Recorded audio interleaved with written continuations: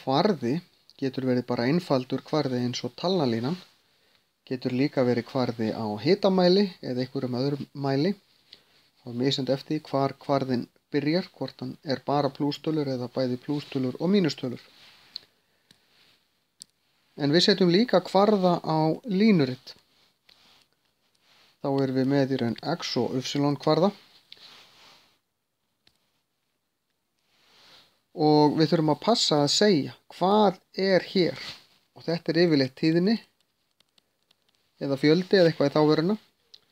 Og við þurfum að passa okkur. Er þessi kvarði svona eða þá hærri tölur, þetta getur verið þess vegna 100 hver tala. En við þurfum að passa að hvert bil hér sé jafn stórt. Alveg sama hvað þetta er stórt. Bara þetta byrji í 0. Því að ef að kvarðinn hjá mér er svona,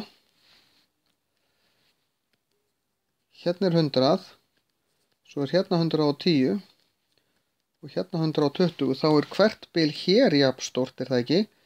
En þetta bil er 10 sinnum stærra heldur en þetta bil er 10 en þetta er 100. Þetta má ekki. Því að það verða öll bilin frá 0 punktinu sem er hérna niðri og þaðan upp þurfa að vera jafn stór. Þá þarf ég að setja svona gorm eða hvað við kallum þetta hér. Hann á nú í raun að líta svona út. Ekki að vera í gegnum strikið en hann kannski breytir ekki öllu. Hann segir mér að þetta bil sé stærra. Sem sagt þetta hérna bil er stærra en hinn bilin. Og ef ég setja þennan gorm þá má ég gera þetta svona.